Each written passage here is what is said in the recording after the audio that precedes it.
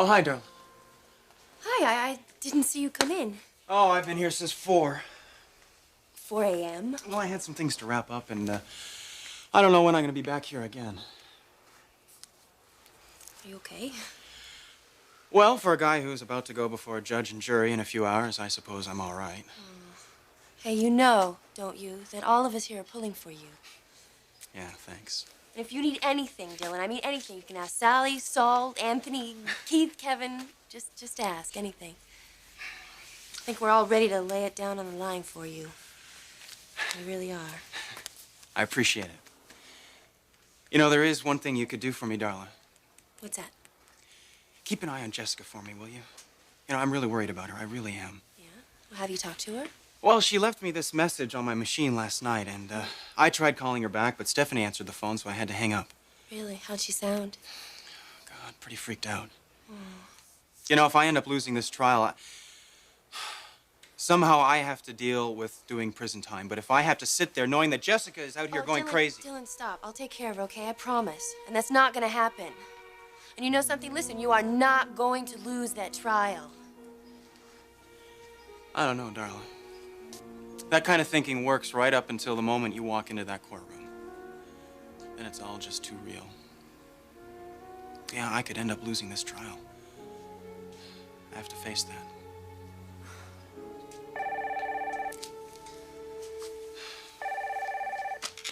that. Spectre Fashions. Hello, anyone there? Dylan? Jesse? Is that you? I can't take you away, Dylan. No, I just can't take you away. Honey, where are you? Oh, they take you away, Dylan. I don't know what I'm gonna do. Jessica, listen, everything is gonna be all right. No, it isn't. I can't go on without you, Dylan. Jessica, listen to me. Listen, where are you? I'm at home right now. Is Stephanie around? No, she's at work. All right, now you listen to me. You just stay put, all right? You just stay put. I'm coming over. Damn it! Dylan, you know you can't go over there. The hell I can't. Dylan.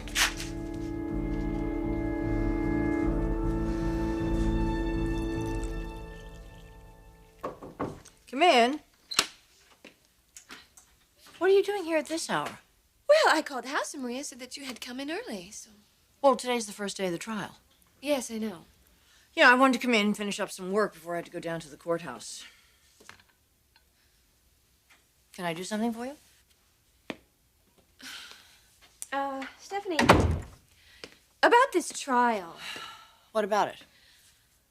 Well, isn't there a better way to settle this thing than using all those lawyers and judges?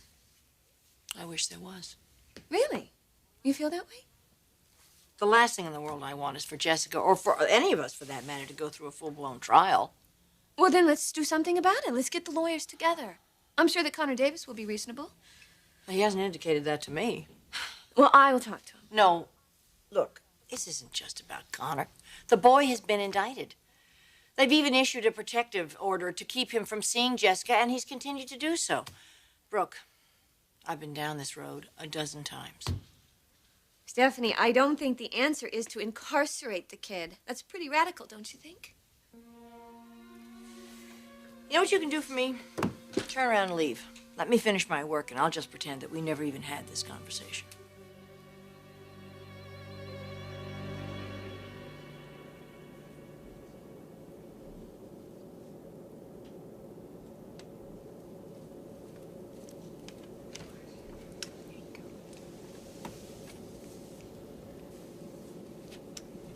Are you ready for breakfast, Dr. Warwick? What? Oh, I'm sorry. Time for breakfast. Breakfast. Are you feeling all right, Dr. Warwick? You look a little distracted. Oh, I suppose I am. Is it flying? No. No, I'm very comfortable flying, but thank you for asking.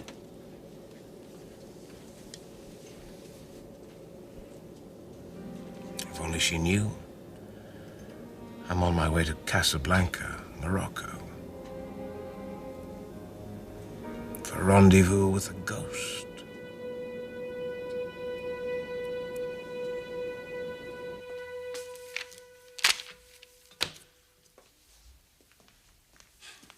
Mr. Forrester. Maria, hi. Did you see a manila envelope? I think I may have left it here last night.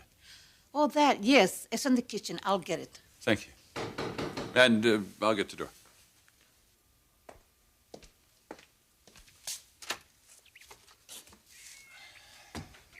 Dylan?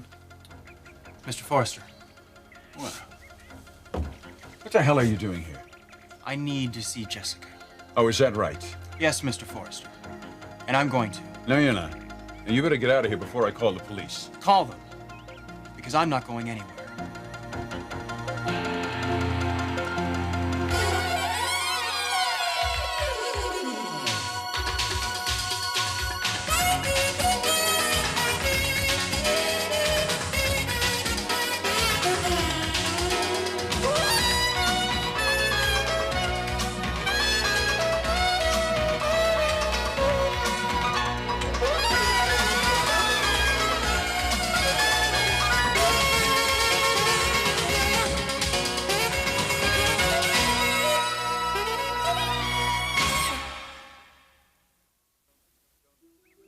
Don't do this, Dylan. Don't put yourself in more trouble than you already are.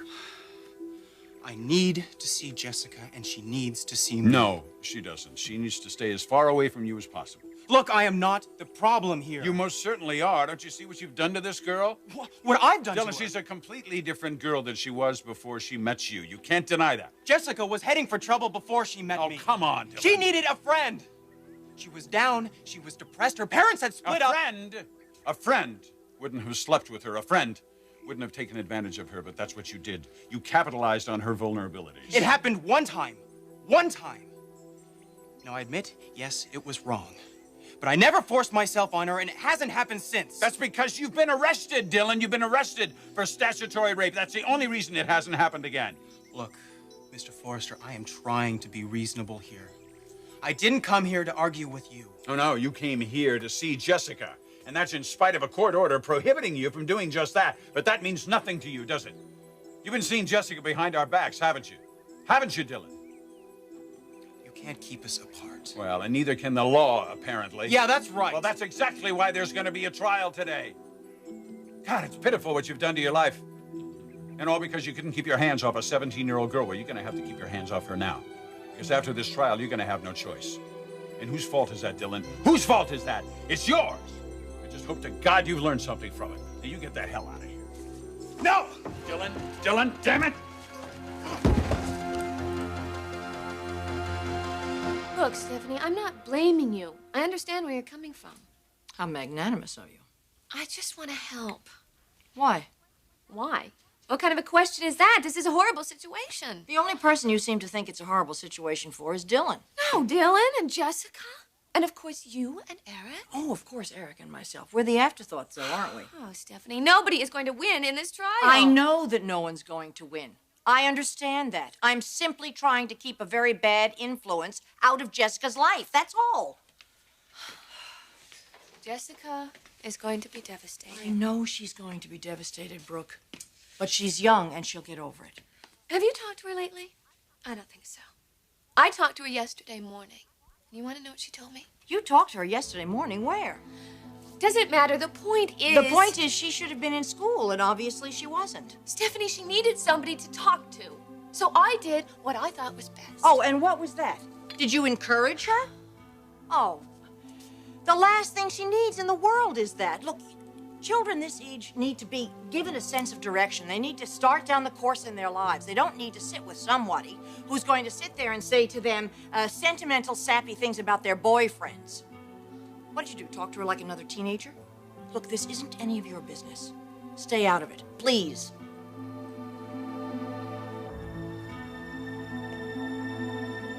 Feel better? Yes, I do. Thank you. This is exactly what I needed. We'll be putting the movie on in a couple of minutes. Oh, I won't watch that. I'll get some writing done. Thank you. Oh, let me guess. Vacation, right? You haven't had one in years, and you're trying to figure out a way to relax. You're not even close. Business? Kind of. Well, if you need anything, let me know. Thank you.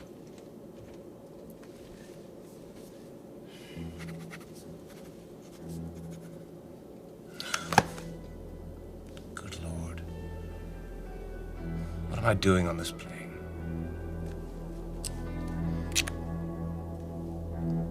Why on earth am I doing this?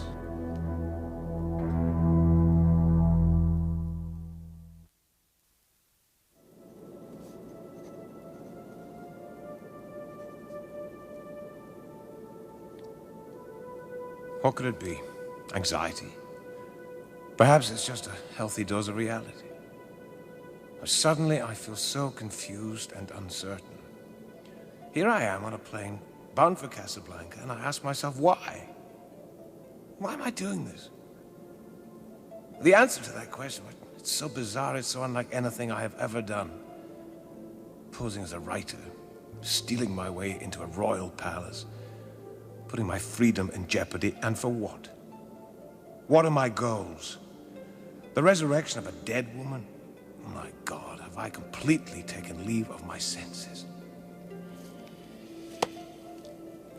Just last night, Sheila, the Forrester cabin in the mountains, on the verge of a breakthrough with a woman unlike any patient I've ever treated. And what did I do?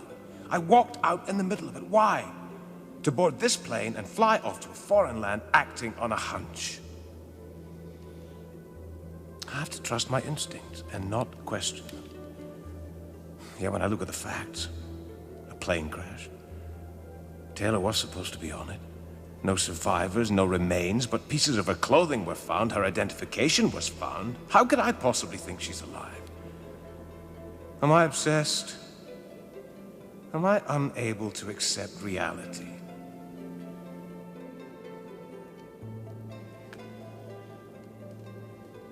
Oh my. How dare you push your way into this house like this? I've taken all I can take from you, Eric. You get out of here. You just get the hell out of this house. Not before I see Jessica. Who the hell do you think you are? A guy who's been ripped off. That's who the hell I am. By you, by Stephanie, by your whole damn family. But no more. God, no more. Do you understand me? Now I'm going up there to see Jessica. Don't you even try to think of stopping me. Stop right here. You stop right here. You take one step up those stairs, and I swear to God, Dylan.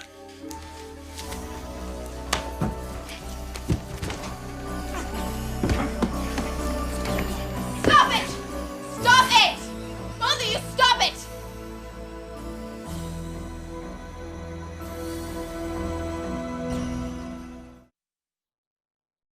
What are you doing, Uncle Eric? Jesse, you go back upstairs. What are you doing? Jesse, I'm all right. Wait, first you try to put him in prison, and now you're trying to hurt him? Honey, it's okay. Things just got a little out of hand. Now, Eric, I want to talk to her. I'm calling the police. No, Uncle Eric, you're not We doing can't anything. be here, Jessica. You are so determined, aren't you? Determined to make my life miserable.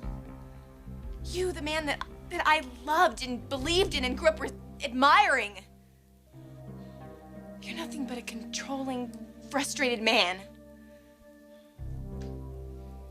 You're not going to control me anymore, Uncle Eric. No more.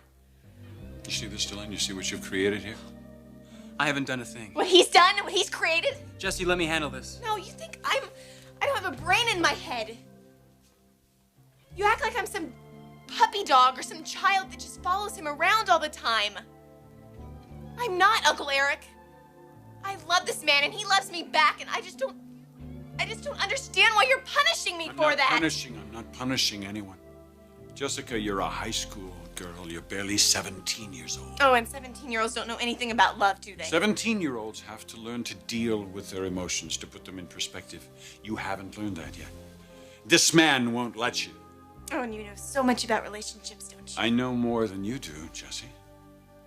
Let's look at your history, Uncle Eric. What is it?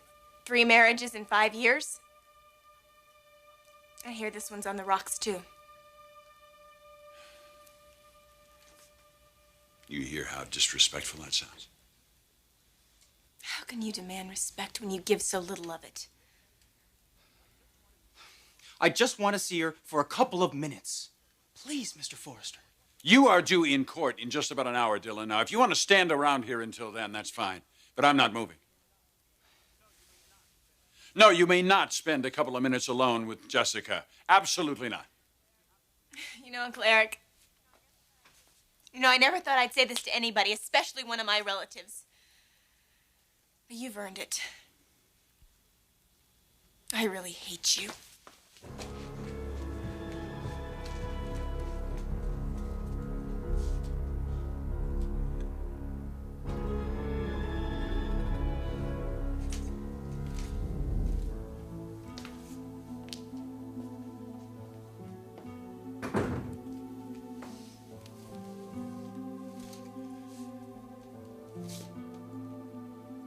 So you think I'm just like a teenager, huh? Oh, I see. I've offended you. Well, forgive me if I can't muster up some sensitivity. I'm a little more concerned about my niece, who may be throwing her life away if I don't intervene. Well, then intervene, but don't lash out at Dylan. I'm not. Stephanie, if you really wanted to, you could stop this trial. I can't stop this trial. You act as though this is a vendetta on my part against Dylan. The whole thing is that these are two very young people, and they have very strong feelings for one another. Now, if you fight that, they're going to rebel, and that's exactly what they're doing. They're never going to let you win. Of course I can't win if they get support from you and Sally and Connor. What is this? Is this just an opportunity for you like it is with Sally? What are you talking about? What opportunity? To get back at me. Nothing changes, does it? Nothing changes between us. You know, I tolerate you because you're married to my son, and I'll give you fact that you are a good mother. But you don't know anything about this. Brooke, I had 5 children. I raised teenagers. I know what you have to go through with them. I'm worried that this girl is going to drop out of school. I'm worried that she's going to throw her whole life away because of this boy. Now, you don't know anything about this. You don't have any experience. You're out of your depth in this situation. So just stay out of it. And please don't take the opportunity to try and get back at me through it. All right? I'm on my way to court.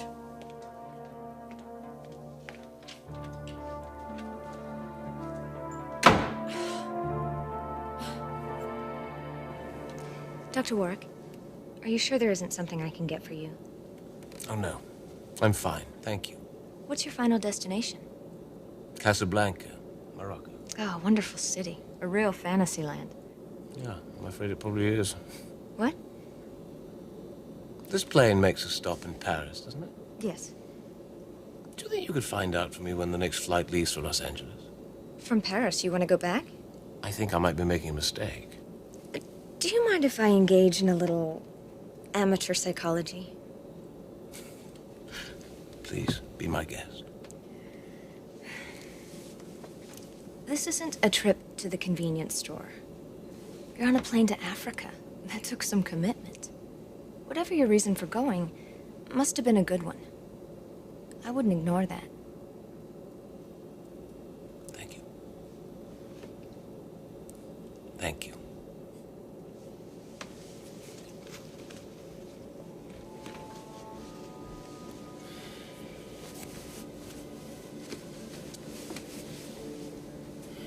She's right. Oh, I need to get some rest. God knows I'll need it. In a couple of hours, I'll be face to face with Princess Layla. Or Taylor Forrester. Which will it be?